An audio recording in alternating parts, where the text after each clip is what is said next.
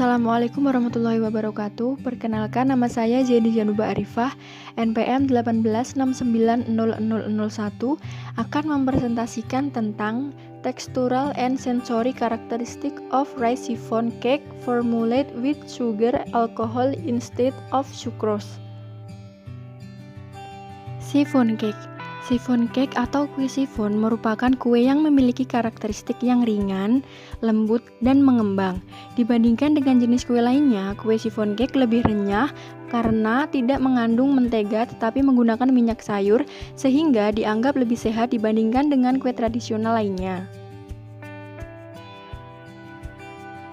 Fungsi gula.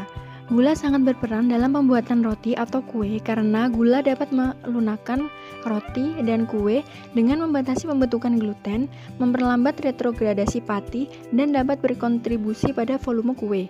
Selain itu, penambahan gula dapat menambahkan viskositas kelarutan dan menstabilkan sistem emulsi dan busa dalam adonan kue dengan meningkatkan kepadatan antar muka di antara tetes yang terdispersi. Namun, pengurangan atau penggantian gula dalam produk yang dipanggang telah menjadi prioritas karena permintaan konsumen atau alternatif diet untuk diabetes. Poliol. Poliol telah direkomendasikan sebagai pengganti gula. Hal tersebut dikarenakan indeks glikemiknya yang rendah. Selain itu, karena poliol menyebabkan respon insulin yang berkurang, sehingga dapat menjadi pemanis yang cocok untuk penderita diabetes dan dapat digunakan untuk diet rendah karbohidrat. Nilai kalori poliol menurut EC European Commission adalah 2,4 kilokalori per gram, sehingga nilainya lebih rendah dibandingkan dengan gula sukrosa yaitu 4 kilokalori per gram. Pembuatan kue chiffon beras. Formula untuk kue chiffon beras dengan kadar gula alkohol yang berbeda. Gula diganti dengan 0, 25, 50, 75, dan 100% berat bahan dari masing-masing gula alkohol. Sedangkan untuk cara pembuatan kue chiffon beras, yaitu yang pertama, kuning telur dan gula dituangkan ke dalam mangkuk pengaduk dan dicampur selama 1 menit dengan kecepatan 2 x 20.000 rpm menggunakan mesin Brown Multimixer model 4642. Yang kedua, minyak biji anggur dan air ditambahkan setetes demi setetes ke dalam mangkuk pencampur dan dicampur selama 1 menit dengan kecepatan 2 x 20.000 rpm. Yang ketiga, setelah tercampur rata, tepung beras dan baking powder diayak ke dalam campuran ini dan dicampur secara lembut dengan tangan sampai tekstur yang halus diperoleh. Kemudian yang keempat, putih telur dikocok dalam mangkuk terpisah dengan kecepatan 3 x 30.000 rpm. Kemudian dimasukkan ke dalam campuran cair menggunakan spatula karet. Selanjutnya, adonan dimasukkan ke dalam loyang dan dipanggang pada suhu 160 derajat Celcius selama 40 menit dalam oven yang telah dipanaskan sebelumnya. Kemudian hasil. Gambar di samping merupakan hasil setelah pengovenan. Dari hasil di samping, poliol kecuali menggunakan substitusi dengan manitol, tidak secara signifikan mempengaruhi berat jenis atau volume roti tertentu. Meskipun berat jenis adonan yang diformulasikan dengan manitol sama, volume roti khusus dari kue yang dipanggang paling tinggi dengan 100% substitusi manitol. Hal tersebut dikarenakan penambahan manitol menghasilkan lebih banyak rongga udara, namun menurunkan daya rekat dan kekenyalan kue, dan kerak kue yang mengandung manitol lebih keras dan kering.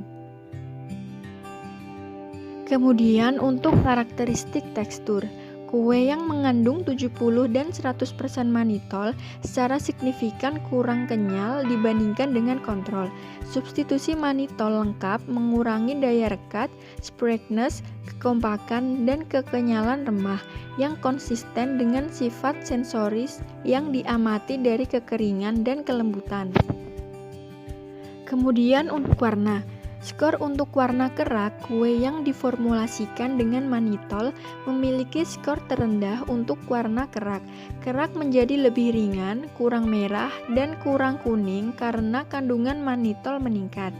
Warna remah pada kue xilitol adalah yang paling gelap.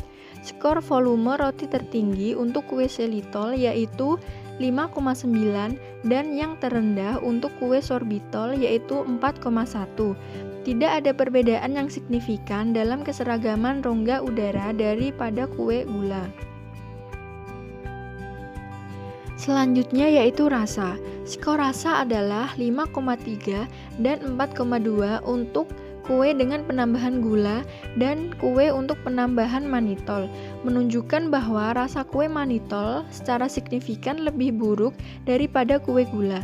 Skor penerimaan keseluruhan xilitol yaitu 5,6, maltitol 5,6, lebih tinggi daripada kue kontrol yaitu 5,5, sorbitol sebesar 4,7 dan manitol sebesar 3,1, sehingga kue manitol memiliki hasil yang terendah.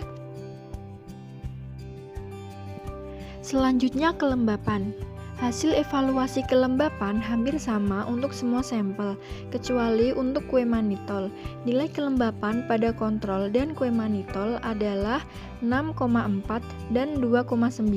Sedangkan untuk sensoris, tidak ada perbedaan untuk segi sensoris.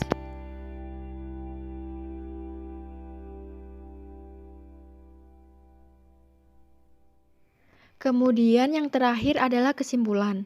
Pada keempat bahan yang digunakan, xilitol ditemukan sebagai pengganti yang terbaik, menghasilkan skor evaluasi sensoris yang mirip dengan bahan gula, bahkan melebihi untuk atribut seperti kelembapan, rasa manis, dan penampilan secara keseluruhan. Satu-satunya kekurangan dari agen ini yaitu harganya yang tinggi, adalah ketidakmampuan untuk berpartisipasi dalam reaksi Maillard. Kandungan kalori kue gula alkohol sebanyak 0, 25, 50, 75, dan 100% masing-masing adalah 186,9, 182,1, 176,9, 172,4, dan 167,6 kilokalori per potong diperkirakan berdasarkan hasil bahan baku yang digunakan untuk setiap kuenya. Alkohol gula seperti maltitol, sorbitol, xilitol, dan manitol telah disetujui aman oleh Food and Drug Administration dan oleh karena itu dapat digunakan sebagai pemanis alami dalam produk makanan. Sekian presentasi dari saya. Terima kasih. Wassalamualaikum warahmatullahi wabarakatuh.